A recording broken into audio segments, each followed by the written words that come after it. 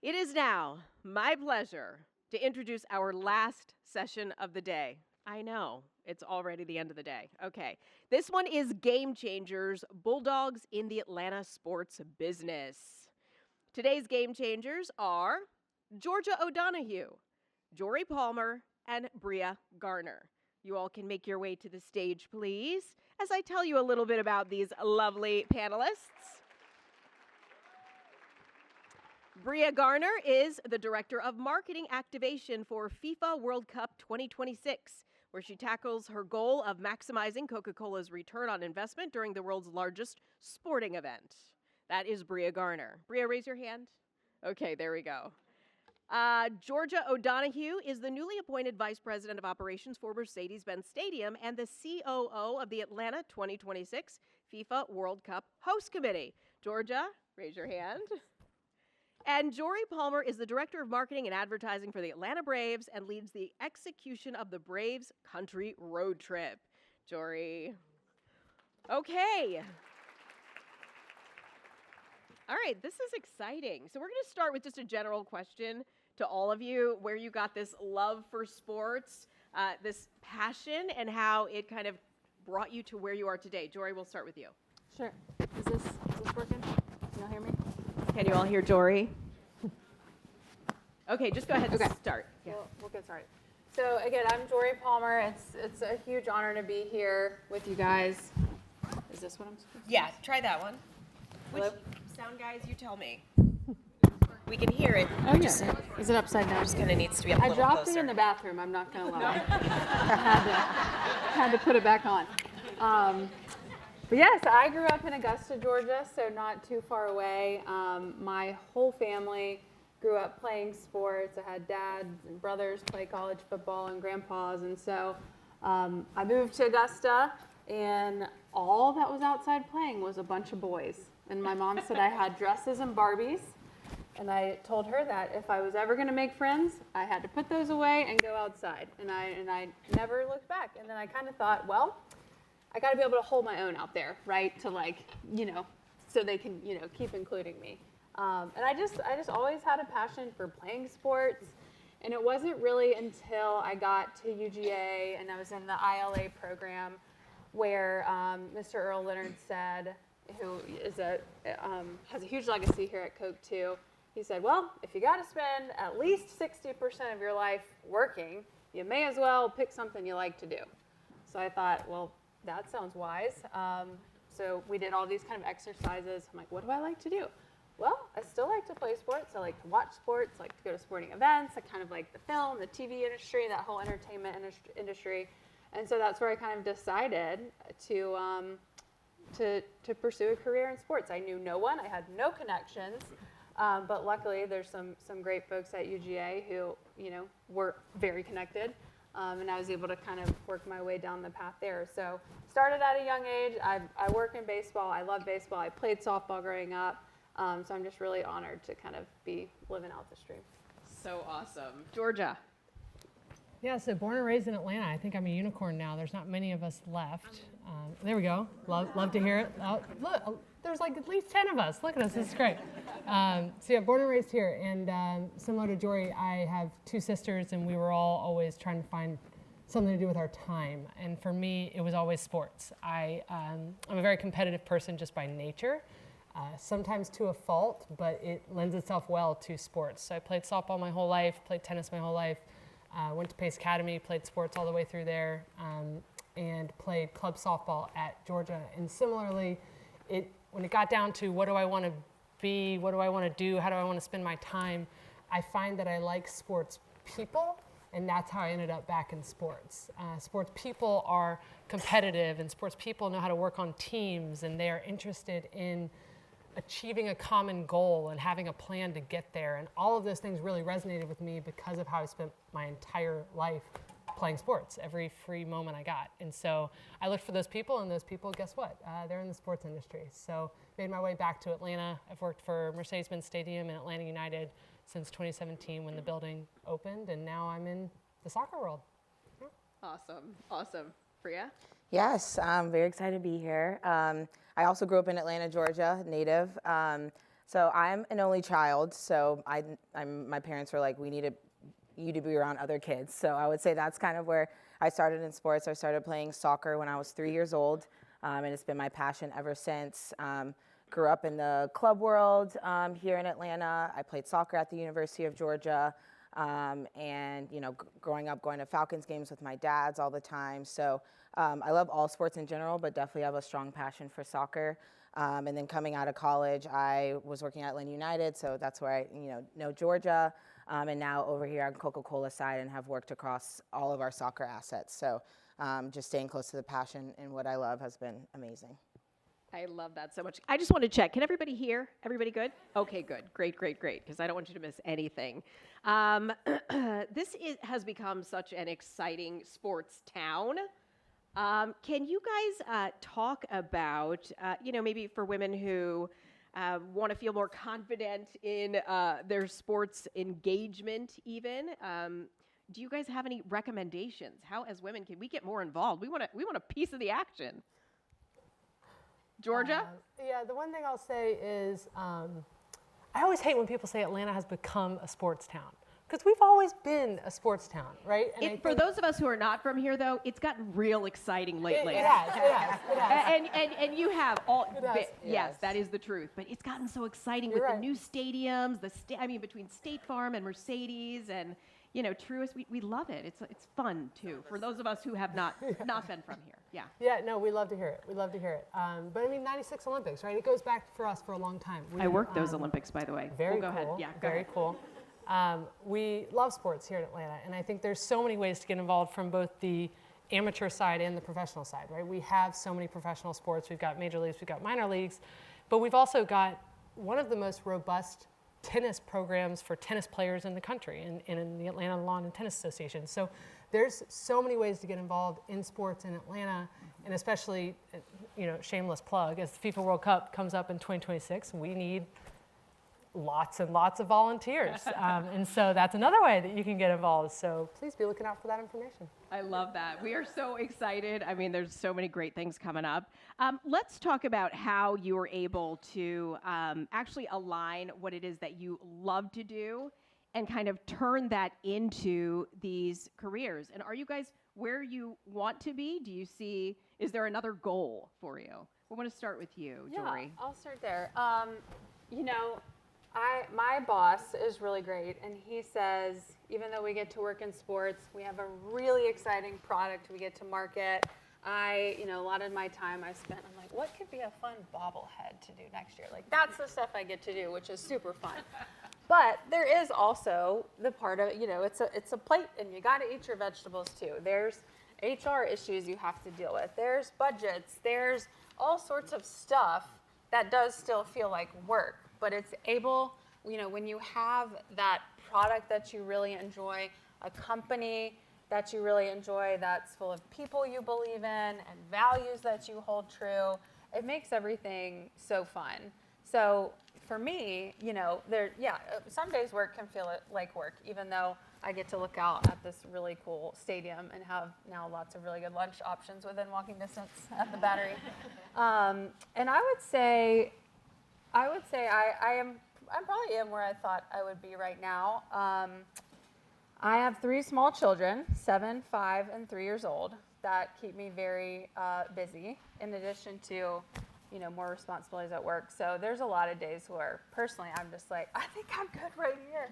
This is good. I can live with this. Like, anything else right now, like, my plate's probably too full. My brain is moving a million miles a minute, just trying to figure out, like, did I put shoes on her this morning when I took her to school? Did I get that, expense report submitted on time, or is finance telling me I have to pay a fee?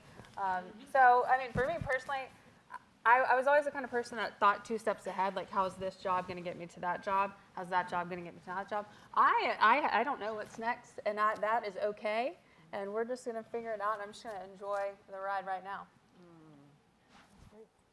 Awesome. Yeah, I'll add too. I think I'm a huge advocate of finding your passion, because to me, my job doesn't feel like a job. It's so much fun going to work every day and doing what I'm able to do. And currently right now working on bringing our assets to life that we get in our FIFA deal. through our brand and to fans and to consumers, which is so special. And then as I kind of navigate this, I've always been so close to soccer, but I've been told by, mentors and sponsors of mine to just like, make sure you're not only known as the soccer girl, and, how is the experiences that you have translate across multiple sports, translate across multiple industries. So it's definitely something top of mind too. I think when it comes to soccer, the pinnacle is a FIFA World Cup. So coming out of this role, I think definitely, switching up. Do I want to go, brand side, since I've been on, partnerships and asset side for the past, 7-8 years? Do I want to look to switch industries and kind of bring the knowledge that I've built as, fresh thinking and new ideas and new thoughts? So always something I'm thinking of, but I think, just finding what you're passionate about and what you love doing, it truly does not feel like a job, and taking that through kind of, in your next steps in your career. But I think I'm a big proponent too of just kind of, once you feel comfortable, to get uncomfortable again and find those challenges. I think in my next role, I want something that I haven't done before. So I just kind of keep building the full picture of Bria and my skills and capabilities. So, I could be my best self, not only for the companies that I work with, but, for my family and stuff as well. But yeah. I love that. And go ahead, Georgia. I was just going to add one thing that I think, they're both saying the same thing in different ways. Jori's saying you still got to eat your vegetables, and Bria's saying it doesn't feel like a job, and I think both can be true. I think that part of that finding your passion is also being open to it looking a little bit different than maybe you originally envisioned, right? So we are all very lucky that we get to work in sports and we get to work on passion projects like this. But for me, it's not that I work in sports, right? It's that I always tell people when I drive to the stadium on a Saturday morning to prepare for a United match that night, am I jazzed to be driving to the stadium? No, right? I'm sitting in Atlanta traffic, probably. I've just left my 3 children at home, probably screaming with my husband. I'm not happy to be going there. And I spend several hours preparing for an event, and then the second those gates open and I see that first little kid come through on his dad's shoulders, it makes me cry almost every time, right? Because what I've done isn't working in sports. What I've done is create a lifelong memory for that little kid and that dad. And so I just think be open to what your passion is, what it may look like. Mine is, yes, it's sports, but it's also creating experiences for people.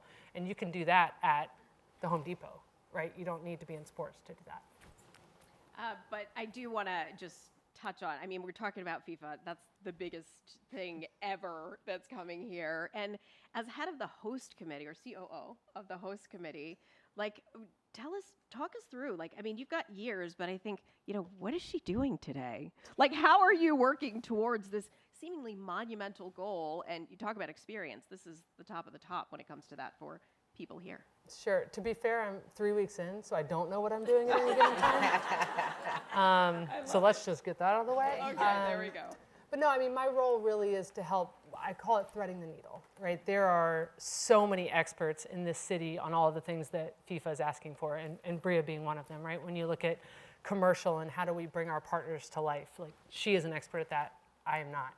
We've got people that are experts in human rights and sustainability and volunteer programs and transport, MARTA, police. There are about 25 different work streams that are happening at any given time for an event of this scale. We call it a Super Bowl every single day. For 39 days, we're going to be running a Super Bowl every single day. It's a huge undertaking, and my role is to just make sure that all of those experts, the Brias of the world, have what they need to be successful.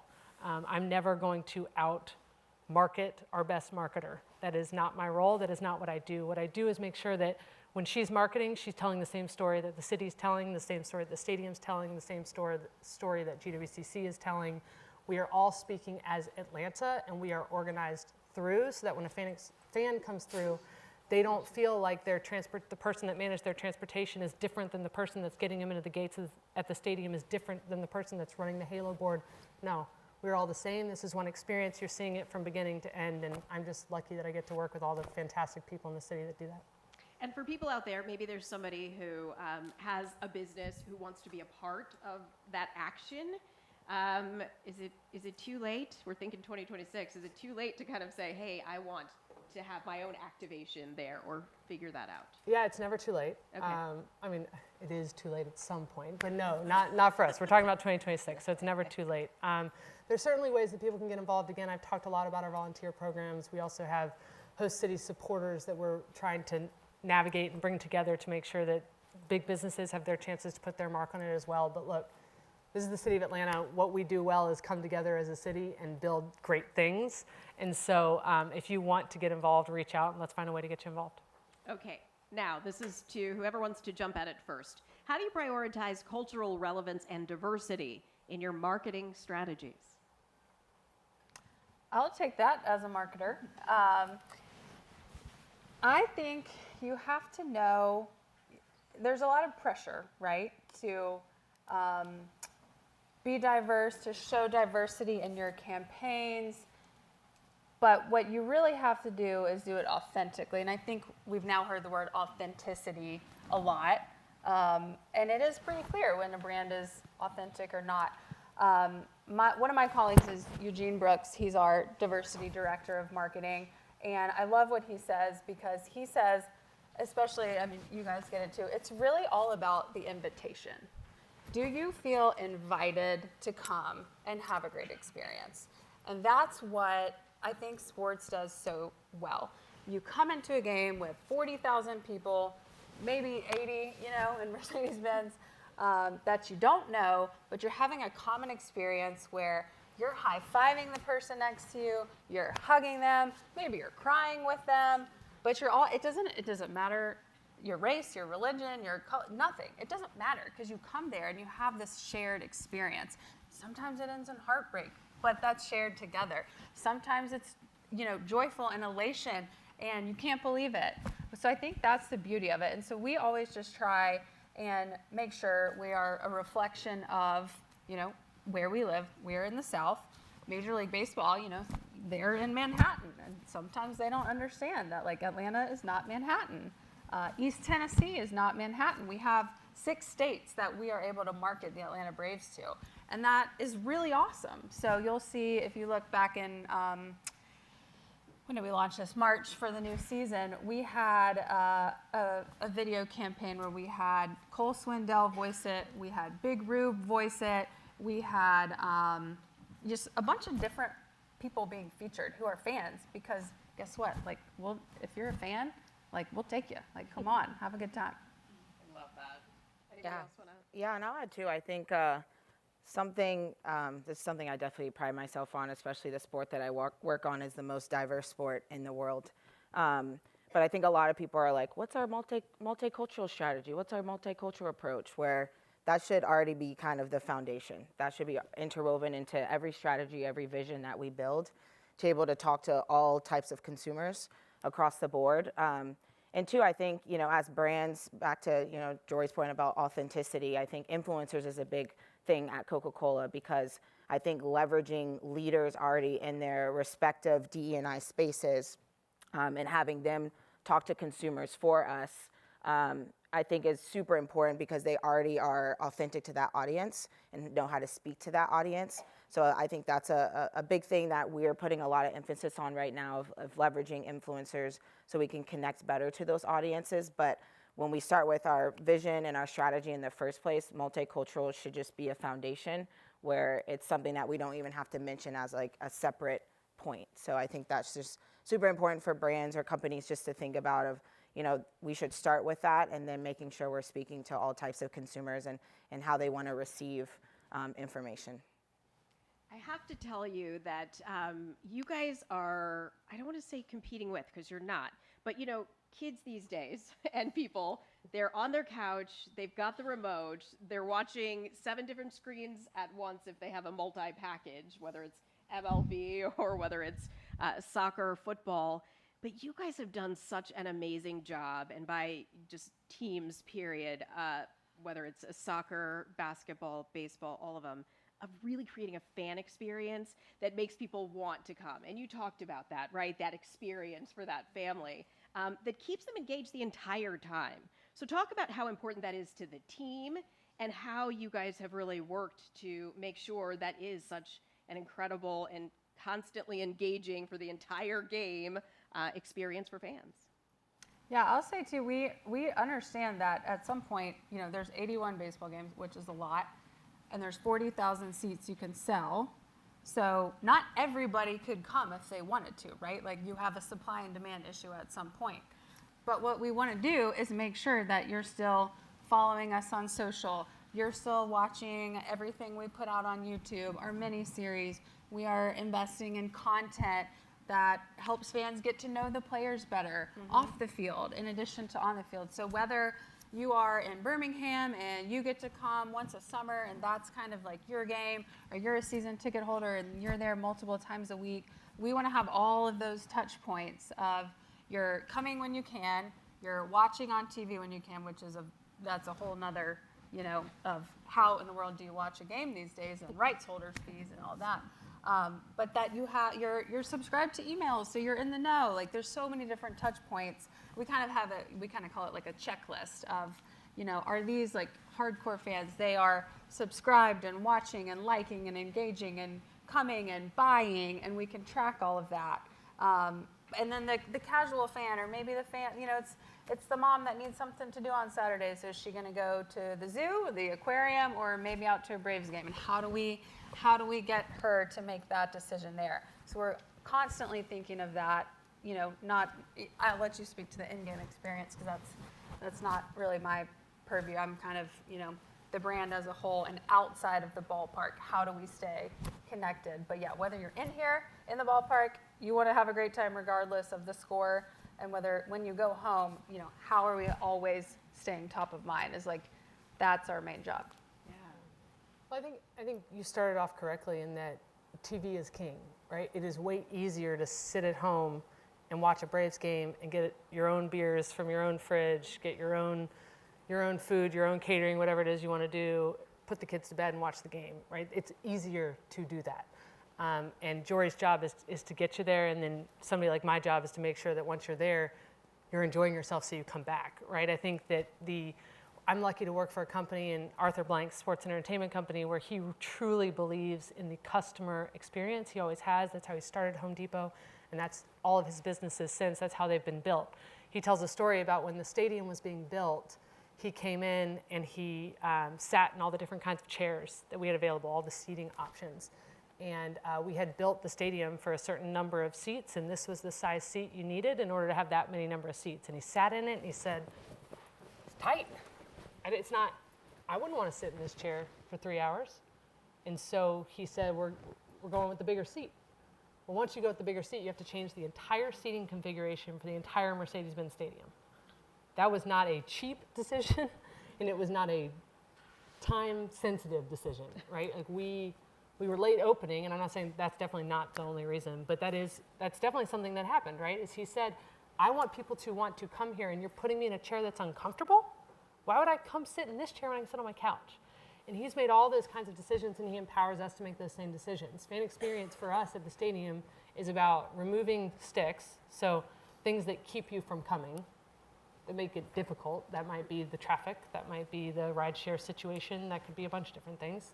For us, our pricing, you can feed a family of 4 for $20 at Mercedes-Benz Stadium, because that was a stick. That was a reason why you wouldn't come.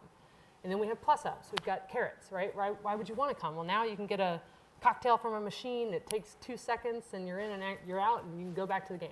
We've got to feed 70,000 people sometimes in 15-minute halftime. So how are you going to make that happen, right? How do we make that experience a plus-up? How do you enjoy it?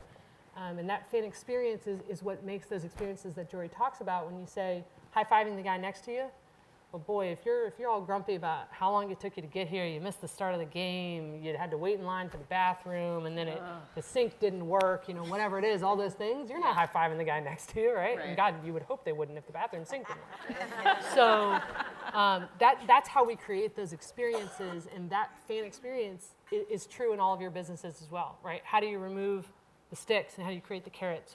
Why do people want to be here? Why do we keep them coming back? How do we make them happy? Bria? Yeah, and I'll just add from just like a Coke lens, I mean, we're partners with the Braves, we're partners with Atlanta United and Atlanta Falcons. So I think from our side, they're amazing partners in the sense of, you know, Coke's issue is not brand awareness. You know, everyone kind of knows what Coca-Cola is. So I think we have to think outside the box on how we're really creating those experiences and uplifting fans with our product and things like that. So, pushing the boundaries and ideating with them on kind of like, what do our assets look like outside of just the logo slap or, LED? That's all pretty standard, all things, that we'll have.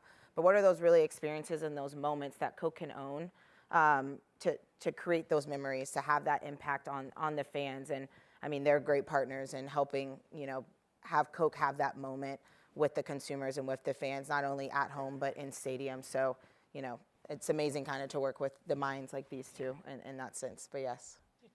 And we're going to open up in just a few minutes. If there's anybody in the crowd who has questions, I want to make sure we get those because we're ticking down to the end of the afternoon. So if anybody has questions, I don't know, or just raise your hand. We've got somebody there with a Coke bottle and a number for you. So let's talk a little bit too, ladies, about, the next big shift or trend in the sports industry, and it seems like one that's always changing, always evolving. How do you stay ahead of that? I will say for us at the Braves, it is the TV landscape. So in May of this year, Comcast and Bally Sports got in a big argument, and they dropped Bally Sports from TV packages. So now, all of a sudden, you have all of these fans that can't watch the team they want to watch when they want to watch it. And nobody knows when that's going to be resolved, if it's going to be resolved, what's going on. Like Georgia said, now they're ticked off because they can't go. Now they can't watch it. The whole streaming rights is a fascinating situation. I think a lot of... One way to put it. Yeah. As our president and CEO says, it's the thing that keeps him up the most at night. Yeah. Because you want your product to be as readily available, like as a Coke. It's like you can find the Coke anywhere, you can find the Braves anywhere. So that's, I think, one trend of just figuring out how do we get people what they want. Like, is it you can buy a game for $1.99, and just watch what you want to watch. You don't have to buy the whole season. Is it, you go back to the bunny ears, and is there a broadcast network that can air? There's so many things still on the table, and it's the TV landscape and the over the top and the connected devices has made it so fragmented that I think all leagues are scrambling to figure it out because there's a lot of money tied to the advertising revenue that teams get. It's really fascinating and complex, and I think that's the biggest challenge we have is we were like, oh crap, we just lost 40% of our audience. Yeah. How do we make sure they know what's going on? How do they know that next week they can come and get a free bobblehead, or it's a Coca-Cola Wednesday, so you get your free Cokes with your ticket and a hot dog, So it was really challenging. And you just have to kind of weather the storm. You have to think creatively. You have to put money in other places you weren't necessarily putting it. And that's we're still figuring out. So if anybody has any ideas, let me know. Yeah, we're familiar with that. Yeah. At my station, we had that situation too. Yep. It's always about the money, though, right? Always. It's always about the money. And I'm curious, Georgia, I want to get your opinion too when it comes to that fan experience and the sports industry. How do you stay ahead of what's coming down the pike? I don't know. It's moving so quickly, right? I mean, Jori and I were talking about this earlier. She said we already need to redo Tourist Park, right? And Mercedes-Benz Stadium is going through what we call Mercedes-Benz Stadium 2.0. And we were built in 2017. Yeah. And already we're like, oh, wow, okay, we're behind this place, and we're behind this place, and we want to be the best stadium in the world. And so I was thinking about your question. I could give you 6 different answers on what we're trying to stay ahead of. I think for us right now, it is trying to make sure that our stadium is serving the needs of our customers. So the traditional viewing experience isn't what it used to be. If you remember going to games 20 years ago, you bought your ticket, you got your hot dog, you went to your seat, and you watched the game. That's not the case anymore. And you see places like Jacksonville that's got a pool in their stadium, and so does SoFi, I think. And LAFC, they've got an area where a band plays, and you can go and do that is no longer what you are buying when you buy a ticket. You are no longer just buying the baseball or the soccer or the football, whatever it might be. You're buying the experience of that stadium. And so for us, we are redoing the 300 level. We are adding a club into the 300 level. We are adding more suite space. We are adding more hospitality space. We're adding more areas for you to gather with people and watch together. And in some cases, not even go to your seat. If you want to sit and you just want to have a beer inside of a pretty club and watch the game on TV, even though it's happening right out there, like that's your prerogative. That's your ticket. You can do with it what you want. And so it's trying to make sure that we are serving the needs of all those different customers in a world where stadiums are being erected what feels like every single day. I know, right? Okay. And Bria? Yeah, I think for us, staying ahead is, we always put our business objectives first, and right now it's, recruiting that next generation of drinkers. And then we start with those consumer insights, like what is that? What is Gen Z doing? What Gen Alpha? What's next? What are they doing? How are they consuming our products, our competitors' products? How best to communicate with them? So I think first grounding ourselves in consumer insights, and then understanding right now the big things are digital and AI, and that's what we're trying to learn as a brand of. How do we incorporate AI into our marketing campaigns, into our initiatives in a responsible way? Because I think it's a really cool, powerful tool to keep us ahead, but it also, there's safety and concerns and security issues as well, so that we have to keep in mind. So that's something we're definitely learning and slowly integrating into our marketing campaigns, and then the digital landscape. I think not only when it comes to social platforms, but also with our customers at Walmart, Kroger, Publix, the e-commerce space. How are we digitally savvy with them on getting our product in shelves and online? How are consumers buying products now if it's not in stores? So just making sure we're kind of staying ahead of the game, and that's all things we're learning, and just keeping consumer insights first that help us kind of stay ahead. But yeah. Are we still going to get our polar bear with his Coca-Cola Always. scarf? Holiday Okay. is number one here. So All right. yes. Just making sure. Yes. I want to check to see if we have any questions. If not, I'll keep going. Okay, we've got one there. And as the microphone comes there, I would love for you ladies to, I'll wait till after this question because I'll. Hi, I'm Kelly Agee. I actually work for Mercedes-Benz USA, and my question is for Georgia, actually. Is there any chance that Atlanta will get an NWSL team? $1 million question. It's a good one. An NWSL, National Women's Soccer League? Yes, so there we go. A women's soccer team. It's a great question. There's always a chance, right? I think that's a league that would be happy to be in Atlanta for sure, and I think it's all about trying to figure out how we can make it work. Mr. Blank is a huge supporter of soccer, and he's a huge supporter of women's soccer as well. So if there is a way that we can make it work, I'm sure he would be on board, but it's trying to find the right path to do that. We have so many high achievers here, as we call them in this room. And to quote Ted Lasso, soccer is life. So because games, sports they're a microcosm of life, I would love to get either your best piece of personal or professional advice that kind of what you've learned from your sports career that can translate and help everybody who's sitting in their seats now. That's a big question, I know. Bria, I'm going to start with you. Oh, great. So I think personal, I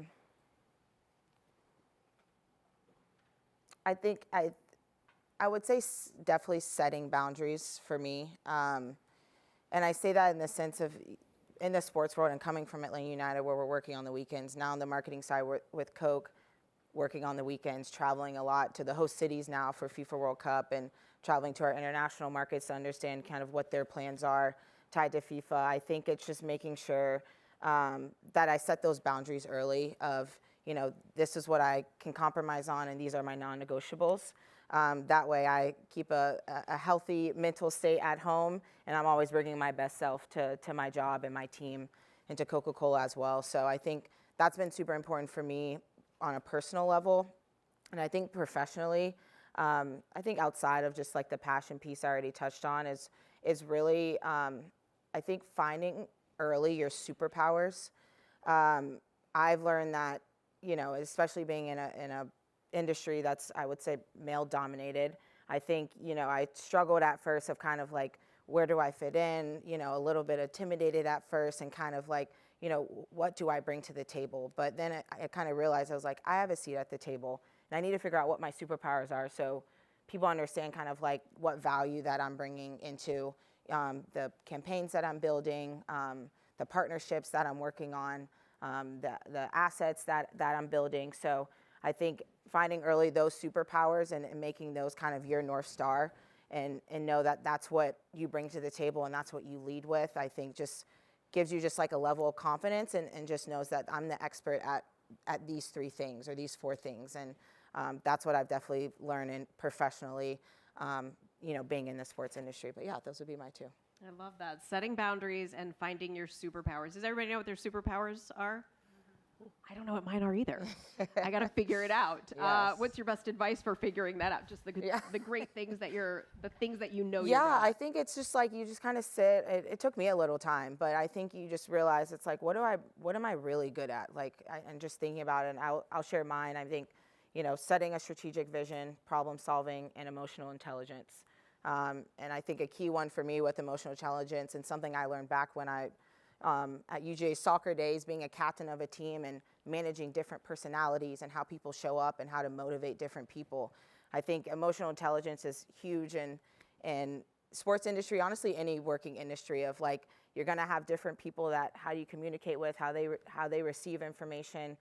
So I think I'm very good at kind of navigating that.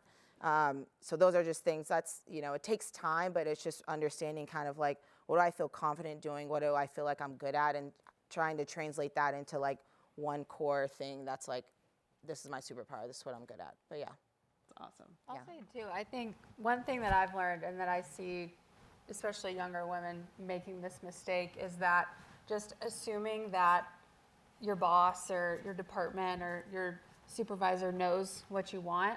Like, they don't know what you want until you tell them what you want and what you want to do and what you enjoy and where you want to go. I used to think that if I just keep my head down and like do my job really well, I'll get promoted. And then like, that's not necessarily the case. Like, my boss had no idea I wanted to be promoted, or I really liked this aspect of sports, so I wanted to try that. And Turner Broadcasting was really great. I spent 6 years there before the break, 7, 8, oh God. But it's figuring out what you don't want to do and what you do want to do, and you have to advocate for yourself. Because some people are totally fine where they are and they don't want to get promoted. They don't want to be a people manager. But until you voice it and, you know, put it out there, sometimes I'm like, oh, I'm so glad to hear you say that. I had no idea you were interested in that. Let's have you work on this project to get more experience there now. So I would just say advocate for yourself, because nobody can read your mind. And then I think what I've also seen, and again, maybe it's being in a male-dominated field, but you're only going to get promoted so far if you can't lead. It doesn't matter how smart you are. And there's this one guy at work, when I got promoted to my current role, he could not figure out why they picked me over him. He just could not wrap his head around. I mean, he's way smarter than me. Like, on paper, I mean, this guy is like borderline genius, very smart. And he finally came to me one day. He's like, I can't get over the fact that you got the job and I didn't. And I said, buddy, nobody likes you. I said, honest to goodness, like, you're kind of mean and condescending, and nobody wants to be led by you. My job now at some point isn't like, yes, you can do things in Excel that I can never do. But my job now is to lead people and get them around a vision and want them to go where we're going. And he just had no concept of that leadership is important, and people wanting to be on your team and buying into the vision is important. So I would just say, you know, like, just be self-aware. Like, leadership is learned. It's absolutely learned. I think UGA does that really well, especially Terry. So I would just say, like, dive into that. If you have really big goals of where you want to climb, like, that's a really important piece that I think gets overlooked sometimes. I love for you to say that it is learned. It is. So, Yes. and if you're sitting here, you've graduated already, and you're like, but I really feel like I need more. Is there a good book? I'm sure Terry has courses online or other courses that you can take, but if there's something you guys would recommend, throw it in there for me. Okay. It's the Manager is a good one. It's the Manager? It's the Manager, yeah. I mean, Okay. I'll double down on what Jori said, and this is not look good for me, but I'm gonna tell the story anyway. So growing up playing sports, so I was a big softball player. I played shortstop most of my career, and I had an umpire that I was really close with. That he umpired a lot of my games, and so I would see him week after week after week. And he started this little, we'll call it a tradition, where anytime I would yell at one of my teammates, he'd throw a rock at me. He had a bunch of rocks in his pocket. Anytime I yelled at a teammate, he'd peg me in the back with a rock. And it was his way. I didn't get it until many years later, but it was his reminder to me of every little time of like, that's not how you motivate. That's not how you lead. You're yelling at them. You're not leading them. And that was him just doing that over and over. And so now every time especially with my 3-year-old, every time I get into a position where I want to just, wring his little neck, I remember those rocks hitting me in the back, right? And you get this moment of like, that's not how you motivate. That's not how you lead. How do I encourage this person who just made an error that may have affected our game? How do I look at her and say, this is how you do it better next time, but we're good, I got you, right? And that's how you become a leader. That's why people want to work with you and work for you. And you think about my role now, I told you, I don't own anything. I'm not the best at anything, I'll tell you that right now. But I am really good at getting people to buy into the vision and bringing them along and making them feel a part of it and us making something better than we would have separately. That's just leadership. That's it. That's my whole job. So if you can find a way to do that, and additionally I'll add on to your boundaries and your statement about that is, or about advocating for yourself, is moms too. So just keep that in mind. Like I have twin 8-month-olds and a 3-year-old, and it's a whole bunch, not gonna lie. But what it is I've learned that people are really supportive of that if you communicate that, right? You think I'm in a male-dominated industry, all my bosses are male, a lot of my counterparts are male, and they have wives that stay at home, that watch their kids, right? I'm not at home watching my kids. My husband's not at home watching my kids. He works as well. But if I communicate, hey, I know I leave at 4 every day because I got to get the twins home for their cat nap because otherwise my night sucks. I need to leave at 4. But don't worry, this thing that I haven't done that's due today, it'll get done. And they know that about me. They know it'll get done. So nobody ever bats an eye when I leave early or come in late or I say I got to work from home, I got a sick kid. If you prove that you're going to get the work done, people will give you a lot of leeway if you just communicate. Love that. Anybody else questions? Okay, got one over there. Hi, I'm Bella Silverman. I asked a question earlier, but I have another one for you guys. I work for UGA Athletics, and I know you guys said that you have to advocate for yourself, and that completely makes sense. No one can read your mind, obviously. But do you have any advice for someone who has a boss who doesn't really make that conversation comfortable or seem like a fair option just because of different things? So, like, any advice on just how to approach that kind of conversation? I will say I did work for a guy. He offered me, I had a summer internship at Major League Baseball, and he offered me a full-time job at the end of the summer to stay in New York at the commissioner's office. And I turned him down because I didn't want to live in New York and never have a savings account, even though it was a lot of fun. And he goes, "Don't be a dumb sorority girl." And y'all, I started laughing because I'm like, surely that had to be a joke. And then I'm like, oh my goodness, he's not joking. And then I don't get my feelings hurt easily, luckily. And I was like, I'm not gonna lie to you. You just validated my decision. See you, buddy. But yeah, there's people that are just gonna be difficult. Every time I've had a tough conversation, or I was gonna go resign because I wanted to take a new job, it's nervous. You just you want to leave on good terms. For me personally, I always pray that the other person will receive the news well. That my faith is very important to me. I'm like, Holy Spirit, please be present in this room during this conversation. Help the person hear what I want to say. Help me to communicate. I kid you not, every single time it has gone so much better than you work it up in your brain. Yeah. I'm not telling you a prayer is going to change this guy's answer, but just trying to understand where someone's coming from. I had a boss at Turner, y'all. She would make people cry in the bathroom, and then she would get mad at me because I would go in there. I'm like, it's okay. She's like, you're not hard enough on them. I'm like, you're too hard. And then one day I sat down and I was like, what's going on? And then she just opened up about she was going through a divorce and having trouble getting and all this stuff. And I was like, oh my gosh, you never know what someone's going through. So always try, who said it earlier?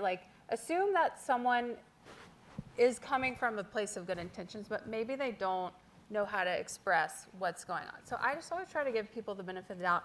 Always try to kill them with kindness, win them over day after day after day. Like, you're doing your job, you're doing everything you can. At some point, I'm gonna break this person, and he's gonna like me, and then I'm gonna get what I want. But sometimes it takes time, and sometimes it's also the answer that that's not where you're supposed to be, and that maybe you're gonna be called elsewhere. So I don't know if that's helpful or not, but that's how I try and I would approach it. just add, control the controllables, control you. They are not, you're likely not going to change your boss. I'm tough to change, I'm old now, like we just are who we are, right? But you're probably not going to change them, so control the controllables. You can control you can control your message, you can control how often you say it, how you address it in the moment, whether you do it monthly, weekly, whatever it is. But recognize that they're not going to change, so how do I make sure they hear me? Let me understand how they hear things, what's important to them. Okay, now my message can change. Yeah, and also speak your truth. I mean, if you go in there and you've prayed about it or thought about it, just been quiet about it, and you know that you're speaking from your heart, this is what's real to you, and I think that can ease the pressure, You don't worry about the outcome, you just have to speak your truth. Any other questions for our fantastic? Yes. I have a question for all of you, and this is my favorite question to ask interview panelists, for those of you in the room who might be looking for a new job. But what is your favorite project or initiative that you've worked on that you are most proud of in your career? And could you tell us about why? Bria, we're going to start with you. Lovely. I will say this project wasn't my largest, like a FIFA World Cup trophy tour, but it was most impactful to me in how I changed the lives of these kids. So it was when, so before my FIFA role at Coke, I was on our EPICS team, Entertainment Partnerships, Influencers, Culture, Sports, long title. But I manage our US Soccer and MLS accounts. And so MLS All-Star, again, this kind of goes back to the multicultural approach, but Boys and Girls Club of America is a huge partner of ours. And I was like, how do I leverage this asset to impact, the youth audience, multicultural audience? So we actually ended up partnering with BGCA and created this program where we had MLS representatives, Coke representatives to come speak. Well, it was like a design contest. Basically, they would design a shirt, like a jersey, that would be sold and presented to the players as well at All-Star and sold to consumers to purchase, of just kind of showing them what jobs there are outside of just being an athlete, and showing the merge of arts and culture and sports and how that all comes together. And knowing that, jersey designs and merchandise is really big in the soccer space. So it was like design contests that different clubs got to enter into. And so we had Coke and MLS representatives show up and talk to them kind of about different job opportunities. We worked with like an art partner to come in and teach them how to kind of create the designs and incorporate everything soccer is, that Coke is, that Boys and Girls Club of America is. And these kids, like, it was about a 4-week program. It was like an after school activity. So they would come in and we, covered all the transportation, snacks, food, all the materials, everything for them to get this experience. And it was a part of our workforce readiness program with BGCA. So, getting to see these kids create these designs and being so excited about the different opportunities they could have in sports outside of just being a pro athlete was super special. And then the winner was this Latino girl, and she was like, I've never been to a MLS All-Star game. I've never been able to do something like this. I've never won anything in my life. So we got to fly her and her family to DC for the MLS All-Star game. She got to present her jersey live at the Fan Fest activation in front of everybody and tell a little bit of her story. And then we brought her to the game and got to meet the players and showcase at halftime her design and the activation and the program overall. So it's things like that Coca-Cola and our partners with Boys and Girls Club and MLS, the things that we get to do and the activations that we get to do to really impact a community and youth and recruiting that next generation. So I would say that's been one of my favorite projects, even though not the largest, but I would say most impactful. But yeah. Georgia? It's tough to answer because I feel like I have 100 answers, and anything our CR department, similar to what Bria just talked about, anything our community relations department does falls under that list, right? Like I cry every time Atlanta United puts out a video of a Own Claim and Conquer kid or a Make-A-Wish kid. It makes me cry every single time, and I'm like, this is why we do what we do. So We there's cry 100 too, of those. just Oh so my you God, know. every time. Yeah. It's so, like at work, I'm just like, oh, you guys did such a good job. But I think I have a weird one that sticks out in my mind a lot from my last 8 years at the stadium is I got an email to just our open inbox, essentially, asking to bring in a group of about 20 people early to a United match. And it took me a couple of weeks of going back and forth with this person to kind of figure out like what exactly it is they were trying to do. And it hit me. They were trying to have a wedding at Mercedes-Benz Stadium before an Atlanta United match. And I was like, wait. You're going to bring in you have an officiant. Okay, you're getting married. They're like, yeah, we want to do it at the stadium. So, okay, sure. So one of my favorite things is just finding a way to make that work. We brought in about 25 people, a wedding officiant. They did it on the field, right in the corner, right before a match, right before we opened the gates. They had scarves made. I have one. It's hanging on my wall. Just kind of a cool moment to remember of this really means a lot to people. Jori mentioned the first thing. It's almost a religion for people, sports. And this is something some people hold so tightly to. And the fact that they want to have their wedding at Mercedes-Benz Stadium, like, we'll make it work. You know? That's so cool. And Jori? I would say I got to lead the World Series trophy tour after we won the World Series in 2021, which is like the pinnacle of your career. Like, I have colleagues that will work their whole careers for a team and never win a World Series or a championship. So the fact that we did that, we get to host the MLB All-Star Game next year. I'm like, should I just retire in 2026? Like, I think I'm good. But no, we decided to take the World Series trophy on tour to 150 stops all over the Southeast, all over our 6 states. And that's like, you're going to some small towns and you're showing up, and we took it to Dublin, Georgia for their big St. Patrick's Day parade, and they put that thing on a float and paraded it, and everybody wanted to take pictures of it. I mean, we took it so many places where folks were just like, I can't believe you're here. Thank you for coming here. And what we realized is all across the Southeast, these downtowns are being revitalized, and people in small towns or even, mid-sized towns are so proud to live there, and they're fans. And I don't know, being from Augusta, I'm like, the world doesn't revolve around Metro Atlanta. Like, there's so many people out there that are fans. I'm like, how do we show up to them? Like, they can't always come to us, but let's go to them. And just the stories, like, you'd get, someone my age with a kid, and they'd be standing in line waiting to take a picture with the trophy, and they're like, I remember, my dad or my grandpa and I would watch Braves games on TBS back in the 80s when they sucked, and now we're here, and I've got my son. And it was just really cool to spend like 6 months going around the South and just talking to people, hearing those stories of fandom like we've been talking about, and just being like, wow, that is so cool that we could like bring this joy to people and give them something to do today. And so it was so much work. I feel like I almost quit my job a few times, but I'm secretly like, oh, I really want to do another one. I want to win another World Series just to do that and bring it back. We would love that. We would love for that to happen. And football is life, right? You guys were going to let me walk out with soccer is life? Come on. Okay. You guys have been amazing. Any other questions? We have like just a few minutes if anybody has any other questions. If not, I'm going to let our panelists kind of leave us with like a closing thought from today. Everyone is here. It's been such a beautiful day for everybody to come together and get such great information and advice, and even to understand your journeys.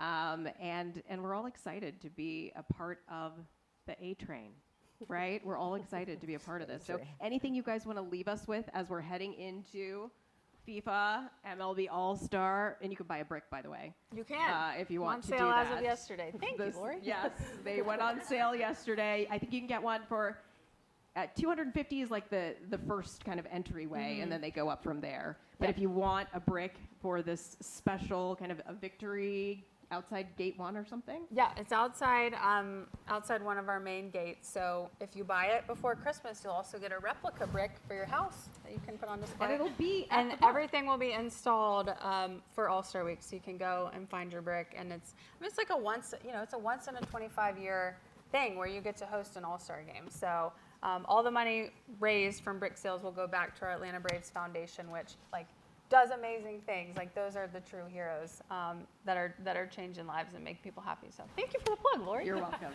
It's what I do. Okay, guys. Anything else? Do you guys want to leave them with a closing thought? Georgia, Bria? Yeah, I mean, something I loved hearing from a mentor of mine, these 4 L's that I would love for you guys to take with you after today. And it kind of, you can integrate them kind of whether you're starting a new role, starting out a new company. I think so. The first L is to learn. So when you first kind of step into a new role, a new team, and you're just like in a new environment, really understanding and learning kind of, what that role is, who your team is, and having them learn you as well so that you can work well together. Second is lead. So I think kind of once you've learned the team, just having that mindset of like, back to what they were talking about with leadership. How am I going to lead in the work that I have, but also help lead the team? Even though you might not be the director or VP of your team, you can still have a leadership role in what you're doing. And then the third L is legacy. So after you've led this team, after you've led your assets, what legacy are you going to leave in that role that, if once you leave that role, people are still talking about the impact that you had on it and how you did things.